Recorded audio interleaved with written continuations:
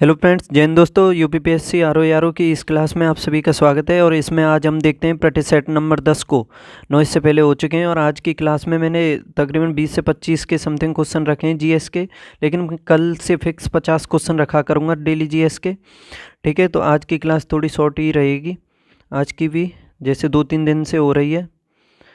तो देखो, महत्वपूर्ण क्वेश्चन है, ये भी आप समझ सकते हो, इससे संबंधित फैक्ट भी मिलेंगे आप सभी को, तो समझ लेना। आप 50-100 क्वेश्चन ही बन जाएंगे आप सभी के। तो देखो, आपके सामने अब पहला क्वेश्चन आने वाला है और चैनल को सब्सक्राइब कर लो अगर नहीं किया है। तो देखो, पहला क्वेश्चन है अब इसमें कि ये कथन दिया हुआ है, कथन और कारण दिए हुए हैं, और फिर ये देखना है कौन सा सही है, फिर क्या कारण जो है कथन की व्याख्या करता है या नहीं करता है।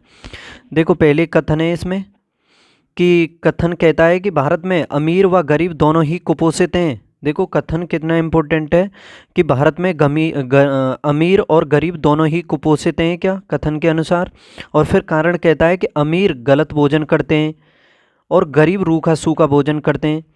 तो देखो, कारण की वजह से कथन निकाल सकते हो कि अमीर गलत भोजन करते हैं और गरीब जो है वो रूखा सूखा भोजन करते हैं। तो इसी तरह से समझ सकते हो कि देखो, अमीर भी कुपोषित हैं और गरीब दोनों ही, कह सकते हो कि दोनों ही कुपोषित हैं। इस वजह से ए और बी दोनों सही हो जाते हैं, और जो कारण है कथन की व्याख्या भी करता है। तो इसका सही जवाब हो जाएगा ऑप्शन ए।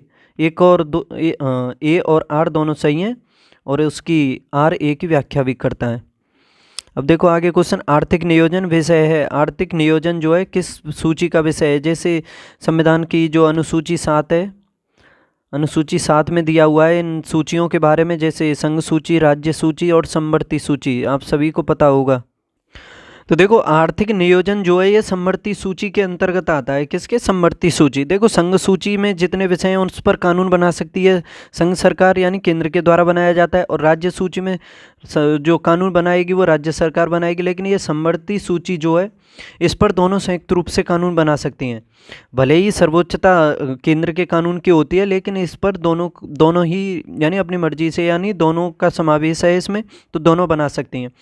जैसे देखो, ये आर्थिक नियोजन भी आता है। इसके अलावा जैसे 42वां संविधान संशोधन जो हुआ था, उसके द्वारा 5 विषय और जोड़े गए थे, जो समवर्ती सूची में जोड़े गए थे, वो भी पूछे जाते हैं। जो फॉरेस्ट है, एजुकेशन है, उसके अलावा तोल तथा माप है, या माप और तोल कह सकते हो। इसके अलावा वन्यजीव संरक्षण है, और जनसंख्या नियंत्रण एवं परिवहन नियोजन, तो ये सभी हो जाते हैं। इसके अलावा और क्या बताऊँ, विवाह एवं उत्तराधिकार से संबंधित मामले भी उसी में आते हैं, समवर्ती सूची में।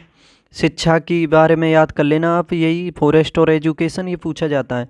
तो 42वें जो संविधान से जोड़े गए थे 5 विषय, उन सभी को अच्छे से समझ लेना। आगे देखते हैं अब, दूसरी पंचवर्षीय योजना की रूपरेखा किसने तैयार की थी। दूसरी पंचवर्षीय योजना, देखो, मैं आप सभी से कहूँगा कि 12 जो पंचवर्षीय योजना है उन्हें सभी को घोट कर पी जाओ, क्योंकि यहाँ से क्वेश्चन 1-2 क्वेश्चन आता ही आता है। 100% आने की संभावना रहती है पंचवर्षीय योजनाओं से। देखो, इसमें दूसरी पंचवर्षीय योजना के बारे में पूछा, लेकिन पहली के बारे में आपको बता दूं कि जो पहली पंचवर्षीय योजना थी वो 1951 से 56 तक चली थी, और कृषि और सिंचाई पर उसमें जोर दिया गया था, आप सभी को पता होगा। और वो पहली हेरत डोमर मॉडल पर आधारित थी। किस पर? हेरत डोमर मॉडल पर, जिसमें समझ सकते हो बांखड़ा नागल परियोजना, दामोदर, हीराकुंड, ये सभी बनाई गई थी। फिर ये दूसरी जो दी हुई है, ये महालनोबिस मॉडल पर आधारित थी, और इसका टाइम पीरियड 1956 से 61 के मध्य था, और इसमें औद्योगिक विकास पर जोर दिया गया था, यानी बाहरी उद्योग पर। ठीक है, और ये पीसी महालनोबिस मॉडल पर आधारित थी। और तीसरी जो थी, उसका टाइम पीरियड था 1961 से 66 तक, उस पर दिया गया था आत्मनिर्भरता पर जोर। ठीक है, कृषि और उद्योग दोनों को संयुक्त रूप से समझ सकते हो। देखो, तीसरी पंचवर्षीय योजना को दुर्भाग्यशाली इसलिए माना जाता है क्योंकि उसी के टाइम 1962 में चीन का आक्रमण हुआ था भारत पर। उसके अलावा पाकिस्तान से युद्ध भी हुआ था 1965 में ही। ठीक है, तो ये दोनों युद्धों की वजह से इसमें काफ़ी, यानी दुर्भाग्यशाली योजना मान सकते हो। और इसी के अंतर्गत 1964 में देखा जाए तो बोकारो में जो स्टील प्लांट है ना, उसमें झारखंड में वो स्थापित किया गया था। और जो दूसरी पंचवर्षीय योजना है उसमें जैसे भिलाई है छत्तीसगढ़ में, और आपका राउरकेला है उसमें उड़ीसा में, और दुर्गापुर है उसमें पश्चिम बंगाल में। इन तीनों की स्थापना की गई थी दूसरी में, और बोकारो की स्थापना की गई थी तीसरी पंचवर्षीय योजना में। फिर योजना अवकाश रहा था 1966 से 69 तक। उस टाइम में कृषि क्षेत्र पर बल दिया गया था, लेकिन 3 साल का वो योजना अवकाश रहा था और उसमें 1 साल की योजना बनाई गई थी, फिर वार्षिक योजना। ठीक है, फिर चौथी योजना थी 1969 से 74 तक, और फिर 5वीं चली थी। 5वीं में गरीबी उन्मूलन पर बल दिया गया था, यानी गरीबी उन्मूलन के साथ उसमें आत्मनिर्भरता पर जोर दिया गया था, जो 1974 से 79 तक चली थी। फिर इसके अलावा फिर 2 वर्ष का अनवरत यानी रोलिंग प्लान आया था 78 से 80 के मध्य में। ठीक है, तो फिर छठी पंचवर्षीय योजना आई थी 80 से 85 तक, उसमें भी गरीबी उन्मूलन पर, उसके साथ साथ रोजगार सृजन पर भी उसमें बल दिया गया था। देखो 5वीं और 6वीं गरीबी दोनों ही संबंधित हैं गरीबी से। ठीक है, तो इन सभी को याद कर लेना। 7वीं पंचवर्षीय योजना भी इम्पोर्टेंट है, और उसमें 7वीं जो थी उसमें आधुनिकीकरण पर जोर दिया गया था, और 85 से 90 के मध्य वो चली थी। और फिर योजना अवकाश आया था 90 से 92 तक 2 वर्ष का। फिर 8वीं 92 से 97 तक चली थी, उसमें मानव संसाधन पर जोर दिया गया था। 9वीं चली थी 97 से 2002 तक, और 10वीं चली थी 2002 से 7 तक, उसमें सामाजिक न्याय पर जोर दिया गया। 11वीं चली थी, 11वीं की टाइम पीरियड था 2012 से 11वीं का था शायद 2007 से 2012 तक। ठीक है, और 2007 से 2012 तक उसमें दिया गया था जो उसमें तीव्रतर एवं अधिक समावेशी विकास पर जोर दिया गया था। और 12वीं जो थी वो 2012 से 2017 तक चली थी। ठीक है, तो इन सभी को अच्छे से समझ सकते हो आप। आगे देखो, भारत में राष्ट्रीय आय समंकों का आकलन, भारत में राष्ट्रीय आय समंकों का आकलन किसके द्वारा किया जाता है? भारत में राष्ट्रीय आय समंकों का आकलन किसके द्वारा किया जाता है? तो देखो, इसके बारे में बताऊं कि राष्ट्रीय आय समंकों का जो आकलन किया जाता है वो CSO के द्वारा किया जाता है, यानी उसे क्या कह सकते हो, केंद्रीय सांख्यिकीय संगठन। ऑप्शन डी सही है, इसके द्वारा राष्ट्रीय आय समंकों का वो आकलन किया जाता है। देखो ये CSO जो है, इसी के द्वारा आप सभी को पता होगा, उसका क्या बोलते हैं, श्वेत पत्र, या फिर उसे कह सकते हो श्वेत पत्र का प्रकाशन किया जाता है, या उसे ये कह सकते हो कि राष्ट्रीय लेखा सांख्यिकी, यानी इसके द्वारा राष्ट्रीय लेखा सांख्यिकी या फिर उसे श्वेत पत्र कह सकते हो, इसका प्रकाशन किया जाता है। और आप सभी को पता होगा ये भारत की जो राष्ट्रीय आय है उसके पहलुओं से संबंधित इसमें महत्वपूर्ण जानकारियाँ होती हैं जो ये श्वेत पत्र होता है। और राष्ट्रीय आय का जो आकलन का आधार वर्ष है वो 1980-81 है। कौन सा है? 1980-81। देखो पूछा जा सकता है कि CSO की स्थापना कब हुई थी, और एक संस्था और है NSSO। तो देखो CSO की स्थापना हुई थी 1991 में, और NSSO की हुई थी 1950 में। देखो ये जो NSSO है इसका जो कार्य था वो आंकड़े जुटाना था, और जबकि ये CSO थी इसका जो कार्य था आंकड़ों के आधार पर गणना करना था। यानी CSO तो गणना करती थी आंकड़ों का, और NSSO आंकड़े जुटाती थी। फिर आगे चल के 23 मई 2019 में इन दोनों संस्थाओं को एक कर दिया गया, यानी इन दोनों संस्थाओं का विलय कर दिया गया, और फिर इनके स्थान पर NSO नेशनल स्टैटिस्टिकल ऑफिस यानी राष्ट्रीय सांख्यिकी मंत्रालय बना दिया गया। ठीक है, समझ सकते हो। आगे देखो, निम्नलिखित कथनों पर मनन कीजिए तथा नीचे दिए गए कूट का प्रयोग कर सही उत्तर दीजिए। देखो पहला कथन है इसमें कि गत सदी के 80 दशकांत तक भारतीय उद्योगों ने उपभोक्ता वस्तु उद्योगों से मूलभूत व पूंजीगत वस्तु उद्योग की ओर संरचनात्मक स्थानांतरण की स्पष्ट प्रवृत्ति को परिलक्षित किया है, और कारण है इस अवधि के दौरान उपभोक्ता वस्तुओं की मांग में कमी आई है। दोबारा देखो कथन को कि गत सदी के 80 के दशकांत तक भारतीय उद्योगों ने उपभोक्ता वस्तु उद्योगों से मूलभूत व पूंजीगत वस्तु उद्योगों की ओर संरचनात्मक स्थानांतरण की स्पष्ट प्रवृत्ति को परिलक्षित किया है। तो देखो इसमें जो ये कथन है ये तो सही हो जाता है, क्योंकि आपको पता होगा कि 80 के दशक के अंत में देखा जाए तो भारतीय उद्योगों में उपभोक्ता वस्तु उत्पादक संयंत्रों की स्थापना में बढ़ोतरी हुई है, लेकिन ये जो कारण दिया हुआ है इस अवधि के दौरान उपभोक्ता वस्तुओं की मांग में कमी आई है। एक सेकंड, क्या हो गया? तो ये गलत हो जाता है, इसमें कारण इसमें कमी नहीं आई है, इसमें वृद्धि हुई है, उपभोक्ता वस्तुओं की मांग में वृद्धि हुई है। तो इस वजह से कथन सही है, ए सही है, आर गलत है। तो सही जवाब हो जाएगा इसका सी। आगे देखें फिर,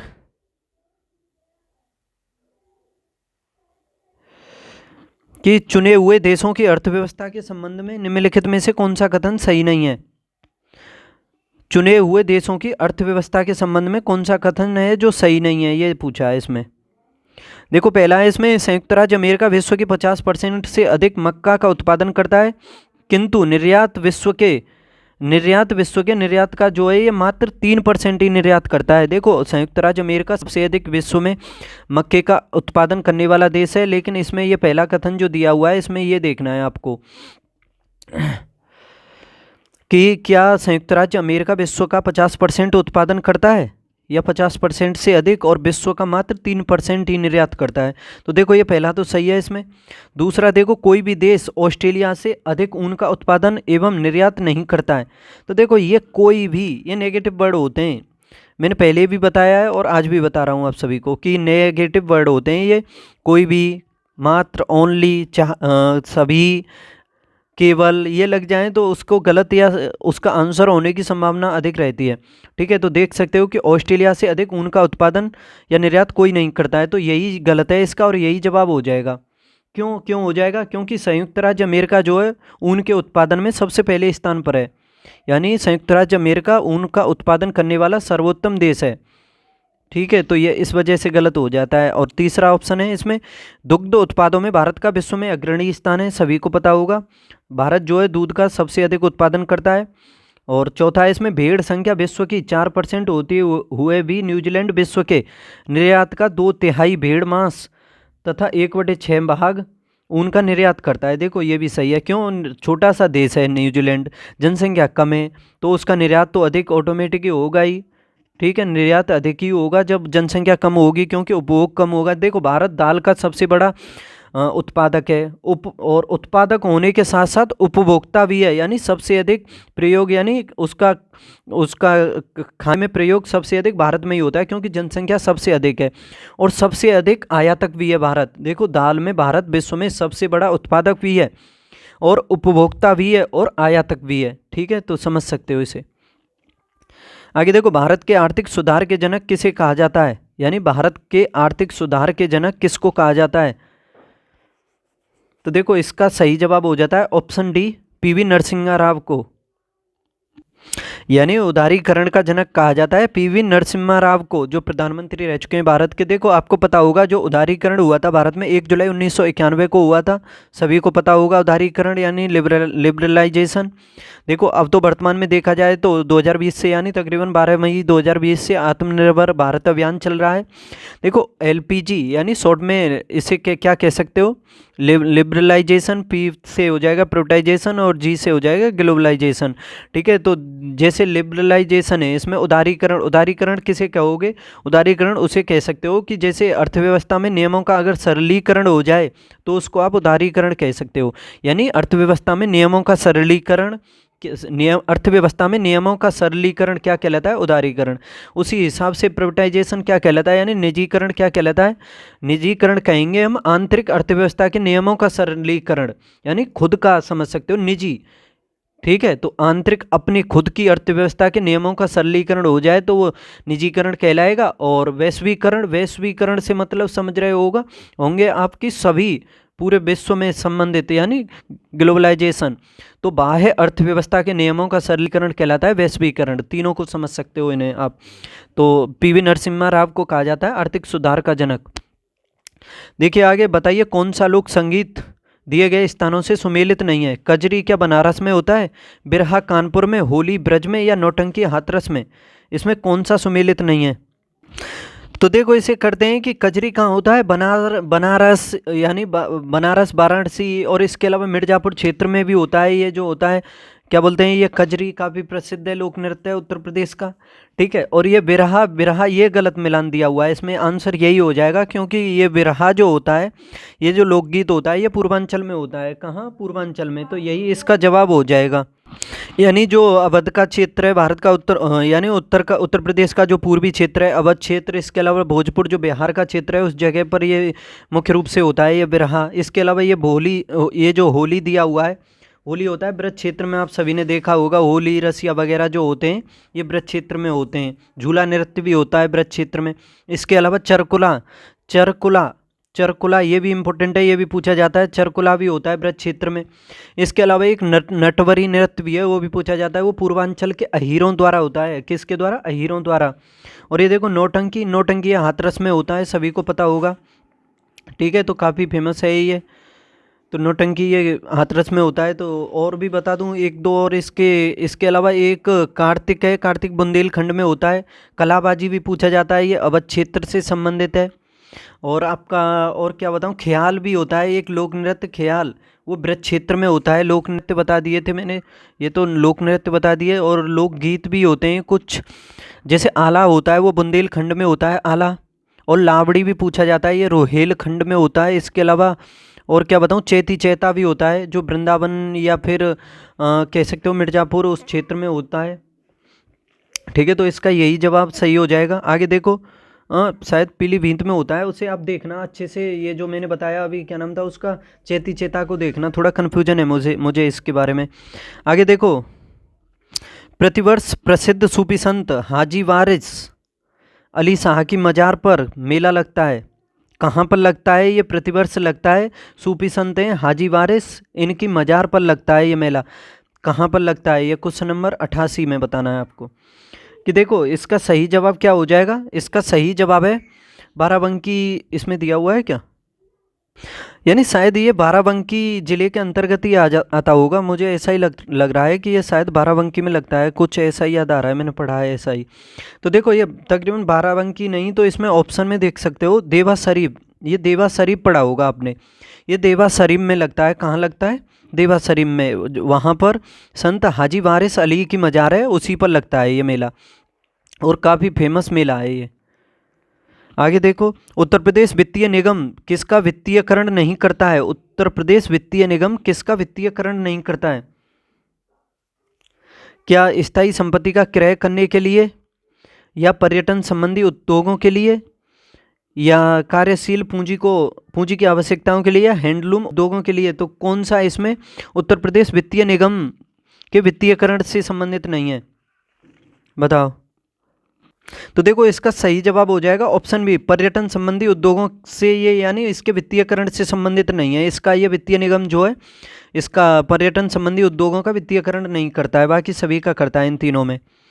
आगे देखो, उत्तर प्रदेश में जैन एवं बौद्ध धर्म दोनों का एक प्रसिद्ध तीर्थ स्थल कौन सा है?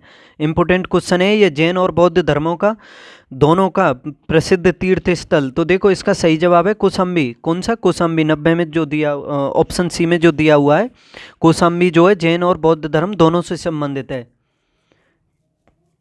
और ऐसा माना जाता है कि जैन धर्म के छठे तीर्थंकर हुए थे, जिनका नाम था पद्म प्रभु, उनका ये निवास स्थान माना जाता है इस जगह को। आगे देखो, यूपीएसआईडीसी द्वारा विशिष्ट उद्योगों हेतु उद्योग पार्क स्थापित किए गए हैं, उस पार्क को चिन्हित कीजिए जिसका स्थान सही नहीं दिखाया गया है। क्या बायोटेक्नोलॉजी पार्क लखनऊ में है, अपैरल पार्क नोएडा में, प्लास्टिक सिटी कानपुर में, लेदर टेक्नोलॉजी पार्क उन्नाव में? तो देखो इसमें पहला है बायोटेक्नोलॉजी पार्क, ये तो सही है, लखनऊ में स्थित है। लेकिन ये जो बी दिया हुआ है अपैरल पार्क, ये नोएडा में नहीं है, तो ये फिर कहाँ पर है? कानपुर में स्थित है, यही जवाब है इसका, ठीक है। और प्लास्टिक सिटी यानी प्लास्टिक पार्क भी पूछा जा सकता है, प्लास्टिक सिटी या प्लास्टिक पार्क, ये कहाँ है? देखो प्लास्टिक पार्क तो नहीं, ये सही है, प्लास्टिक सिटी कानपुर में ही है, लेकिन वो प्लास्टिक पार्क जो वो प्रस्तावित अभी बना नहीं है, तो वो लखनऊ में पढ़ा था मैंने, तब कह रहा हूँ कि प्लास्टिक जो पार्क है वो प्रस्तावित है, और ये प्लास्टिक सिटी है ये लखनऊ में ही है, ठीक है। ये सॉरी कानपुर में ही है प्लास्टिक सिटी, और प्लास्टिक पार्क जो प्रस्तावित है वो लखनऊ में है। और ये जो डी दिया हुआ है लेदर टेक्नोलॉजी पार्क, ये भी ठीक है, उन्नाव में है। कहाँ है? उन्नाव में लेदर टेक्नोलॉजी पार्क, ये बन रहा है उस उन्नाव में, उस जगह पर है। इसके अलावा ट्रोनिका सिटी भी पूछी जाती है आपसे, किसको कहा जाता है? गाजियाबाद को, या गाजियाबाद में अवस्थित है ट्रोनिका सिटी, इंपोर्टेंट हो जाता है ये। इलेक्ट्रिक सिटी नोएडा को कहा जाता है, पता होगा। वेब सिटी भी नोएडा को, और टॉय सिटी इंपोर्टेंट हो जाती है, टॉय सिटी किसको? ग्रेटर नोएडा को, तो ये भी। और देखो डीएनए बैंक कहाँ है उत्तर प्रदेश में? ये लखनऊ में है डीएनए बैंक। और नॉलेज पार्क ये ग्रेटर नोएडा में, ये भी पूछा जाता है। और लेदर पार्क ये है लेदर पार्क जो कानपुर में भी है और आगरा में भी है। इसके अलावा ऑप्शन में हरदोई आ जाए तो वो भी हो सकता है। और क्या बताऊं, सॉफ्टवेयर पार्क भी ग्रेटर नोएडा में। सॉफ्टवेयर नाइट सफारी पूछा जाता है, नाइट सफारी, और याद कर लो वो ग्रेटर नोएडा में नाइट सफारी। आगे देखो, उत्तर प्रदेश में विशिष्ट आर्थिक जोन स्थापित किए जा रहे हैं। उत्तर प्रदेश में विशिष्ट आर्थिक जोन कहाँ स्थापित किए जा रहे हैं? उत्तर प्रदेश में विशिष्ट आर्थिक जोन, आप सभी को पता होगा, जो उत्तर प्रदेश में विशिष्ट आर्थिक जोन स्थापित किए जा रहे हैं वो कुल तकरीबन 11 हैं। कितने? 11 स्थापित किए जा रहे हैं उत्तर प्रदेश में। इन सभी में से देखना है, देखो अधिकतर तो सभी, क्या ये ऑप्शन डी देखो, इसमें मुरादाबाद, कानपुर, नोएडा और ग्रेटर नोएडा, ये चारों दिए हुए हैं, तो यही जवाब हो जाएगा मेरे हिसाब से। तो नोएडा में भी स्थापित किया जा रहा है, ग्रेटर नोएडा में भी, और इसके अलावा मुरादाबाद में भी, और ये कानपुर में भी, तो ये चारों ही हो जाएंगे। देखो इसमें ये मेरठ और ये कानपुर और नोएडा, इसमें मेरठ दिया हुआ है, इस वजह से गलत है। इसमें आगरा और इसमें भी आगरा, तो ये ऑप्शन डी सही हो जाएगा इसका। आगे तो G8 राष्ट्रों के समूह में सम्मिलित हैं। G7 देश और G8 देश, उसमें समझ सकते हो। G7 में देख लो पहले तो, इसमें क्या ब्रिटेन है, चीन है? चीन तो है ही नहीं, इस वजह से ये गलत हो गया। ब्रिटेन है, जापान है, दक्षिण अफ्रीका, USA ना, इसमें ये दक्षिण अफ्रीका है, तो ये भी गलत हो गया। ब्रिटेन, फ्रांस, चीन, इसमें चीन है, और बचा ये ऑप्शन डी सही हो जाएगा। ब्रिटेन, कनाडा, जर्मनी एवं इटली हैं। देखो G8 के जो देश शामिल हैं G8 में, वो बता दूं, जैसे ये ब्रिटेन है, कनाडा है, जर्मनी है, इटली है, ये चार तो यही हो गए। इसके अलावा आपका एक फ्रांस भी है, फ्रांस और जर्मनी तो इसमें हो ही गया, इस ब्रिटेन भी हो गया इसमें। तो और क्या बचा? जापान है एक, और संयुक्त राज्य अमेरिका भी है, और रूस है। तो इस तरह से ये 8 हैं G8 में कुल। निम्नलिखित में से कौन एक मानव संसाधन विकास मंत्रालय में विभाग नहीं है? मानव संसाधन विकास जो है उस मंत्रालय में कौन सा विभाग इनमें से चारों में से नहीं है? देखो, महिला एवं बाल विकास विभाग, इसके बारे में बताऊं, महिला एवं बाल विकास विभाग जो है, इसको 1995 में स्थापित किया गया था, और इसको मानव संसाधन विकास जो है मंत्रालय, इसके अंतर्गत ही स्थापित किया गया था। जैसे आप सभी को पता होगा, ये जो मानव संसाधन विकास मंत्रालय है, इसके अंतर्गत 3 विभाग आते हैं। एक तो आता है आपका, कौन सा आता है? स्कूली शिक्षा और साक्षरता विभाग आता है इसमें, और दूसरा आता है माध्यमिक और उच्चतर शिक्षा से संबंधित, ये हो गया, और तीसरा आता है ये महिला बाल विकास विभाग। तो इसमें यही बचा, कौन सा? तकनीकी शिक्षा विभाग, तो ये इसमें शामिल नहीं है, ठीक है, और यही आंसर हो जाएगा इसका। आगे देखो, निम्नलिखित में से किस पाकिस्तानी नागरिक को भारत सरकार द्वारा भारत रत्न मिल चुका है? आप सभी को पता होगा, ऑप्शन सी देख पा रहे होंगे, खान अब्दुल गफ्फार खान, जिन्हें सीमांत गांधी भी कहा जाता है। इनका जन्म पेशावर में हुआ था, यानी उसमें पाकिस्तान में हुआ था, पहले भारत में ही था ये पेशावर क्षेत्र जो है। इनका जन्म पेशावर में हुआ था, जो पाकिस्तान में पड़ता है, और इन्हें सीमांत गांधी, इसके अलावा इन्हें और बादशाह खान भी कहा जाता था। तो इन्हें भारत रत्न मिल चुका है, 1987 में मिला था। कब? 1987 में। इसके अलावा दक्षिण अफ्रीका के वो रह चुके हैं, क्या बोलते हैं, राष्ट्रपति रह चुके हैं, नेल्सन मंडेला। कौन? दक्षिण अफ्रीका के राष्ट्रपति रह चुके हैं, और उन्होंने नस्लवेद के खिलाफ काफ़ी कुछ योगदान दिया था, तो उन्हें भी भारत रत्न मिल चुका है। कब मिला था उन्हें? 1990 में मिला था। पहले मिला था सीमांत गांधी यानी खान अब्दुल गफ्फार खान को, और 1990 में मिला था नेल्सन मंडेला को। तो अब तक 2 विदेशियों को भारत रत्न मिल चुका है, याद रखना। आगे देखो, ट्रोपेक्स क्या है? ट्रोपेक्स, तो देखो ट्रोपेक्स है ये भारतीय नौसेना का विशालतम युद्ध अभ्यास।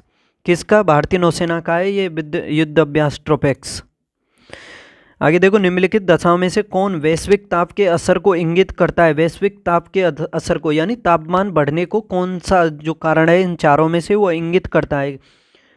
जैसे लाइकेन जो है पर्यावरण प्रदूषक का जो वो है संकेतक है, उसी हिसाब से समझ सकते हो कि जो वैश्विक ताप के असर को कौन सा इसमें से प्रदर्शित करता है या इंगित करता है। क्या हिमानी यानी बर्फ़ का पिघलना, सागरीय तल में उत्थान यानी सागर के तल में जल में वृद्धि, और मौसमी दशाओं में परिवर्तन, और ग्लोबल वार्मिंग। तो देख सकते हो, आप भी देख पा रहे होंगे कि जैसे वैश्विक तापमान बढ़ता है यानी वैश्विक तापन होता है, ग्लोबल वार्मिंग बढ़ता है या अधिक टेम्परेचर बढ़ता है, तो ये सभी घटनाएं होती हैं, और यही सभी घटनाएं जब होती हैं तो आप समझ सकते हो कि वैश्विक तापन हो रहा है। तो ये सभी वैश्विक तापन को इंगित करती हैं। तो इसका जवाब ऑप्शन डी हो जाएगा, सभी चारों। जनगणना 2011 के अनुसार सर्वाधिक जनसंख्या वृद्धि दर के आधार पर जनसंख्या 2000 जनगणना 2011 के अनुसार सर्वाधिक जनसंख्या वृद्धि दर के आधार पर निम्नलिखित राज्यों में घटते क्रम में चारों को व्यवस्थित करना है। घटते में यानी किसमें सबसे अधिक जनसंख्या वृद्धि हुई है, फिर उससे कम, फिर उससे कम, यानी अवरोही क्रम लगाना है आप सभी को। देखो एक चीज़ तो आपको कॉमन है कि सबसे अधिक जो जनसंख्या वृद्धि हुई है वो मेघालय में हुई है। ठीक है, तो सबसे अधिक तो पहले में 3 ही आएगा, ये डी और सी तो कट ही गए। इसके अलावा मेघालय के बाद देखा जाए तो सबसे अधिक बिहार में हुई है। किसमें? बिहार में। और फिर इसके बाद देखा जाए तो मिजोरम में, और चौथे स्थान पर सिक्किम। तो 3 1 4 2 हो जाएगा इसका सही आंसर। आगे देखते हैं, ग्रामीण नगरीय स्थानांतरण भारत के जननांगीय विकास की सबसे महत्वपूर्ण विशेषता है। जो ग्रामीण नगरीय स्थानांतरण भारत के जननांगीय विकास की सबसे महत्वपूर्ण विशेषता है, यानी ग्रामीण नगरीय स्थानांतरण जो है भारत के जननांगीय विकास की सबसे महत्वपूर्ण विशेषता है क्या? और कारण है इसमें गांवों में स्थानांतरण का मुख्य कारण गरीबी है। तो देखो इसमें जो ये दिया हुआ है, क्या बोलते हैं इसको, ये जो एक कथन दिया हुआ है ग्रामीण नगरीय स्थानांतरण भारत के जननांगीय विकास की सबसे महत्वपूर्ण विशेषता है, तो ये तो गलत है, ये कोई महत्व नहीं है इसका। आगे देखो इसमें कारण जो है गांव में स्थानांतरण का मुख्य कारण गरीबी है, तो ये कारण मुख्य कारण हो सकता है। ठीक है, तो ये सही है, तो इसका सही जवाब हो जाएगा ऑप्शन डी। ए गलत है किंतु 8 सही है। जनगणना 2011 के अनुसार जनसंख्या के आधार पर, जनगणना 2011 के अनुसार जनसंख्या के आधार पर केंद्र शासित प्रदेशों को घटते क्रम में व्यवस्थित करना है। यानी जनगणना 2011 के अनुसार जनसंख्या के आधार पर सबसे अधिक जनसंख्या किसमें देख पा रहे होंगे? दिल्ली में है इसमें, केंद्र शासित में किसमें? दिल्ली में। उसके बाद इनमें देख पा रहे होंगे आप चंडीगढ़ आएगा, और इनका लिंगानुपात भी पूछा जा सकता है, तो सबसे अधिक लिंगानुपात भी किसका है? वो सॉरी लिंगानुपात नहीं, जनसंख्या घनत्व। जनसंख्या घनत्व किसका है सबसे अधिक? यानी 1 किलोमीटर का सर्कल बना दो आप, 1 वर्ग किलोमीटर में रहने वाले जनसंख्या की संख्या को ही कहते हैं हम जनसंख्या घनत्व। ठीक है, तो सबसे अधिक किस में? दिल्ली में तकरीबन 11,300 के करीब है, और चंडीगढ़ में भी काफ़ी है, 9,000 कुछ है इसका भी। तो समझ सकते हो कि सबसे अधिक दिल्ली में, उससे आगे दूसरे स्थान पर आएगा चंडीगढ़। 4 2 देख लो, फिर आएगा ये दादरा नगर हवेली, और फिर लक्षद्वीप। तो समझ सकते हो ये ऑप्शन बी सही हो जाएगा इसका। आगे देखो, जनगणना 2011 के अनुसार न्यूनतम जनसंख्या वाला राज्य कौन सा है? न्यूनतम जनसंख्या वाला राज्य। सबसे कम जनसंख्या वाला राज्य कौन सा है? वो सबसे कम जनसंख्या वाला राज्य पूछा है, सबसे कम क्षेत्रफल वाला राज्य और बता दो। तो देखो इसका सही जवाब हो जाएगा ऑप्शन बी। जनसंख्या तो सबसे कम इसमें है, क्या बोलते हैं, सिक्किम में, और क्षेत्रफल सबसे कम है गोवा का।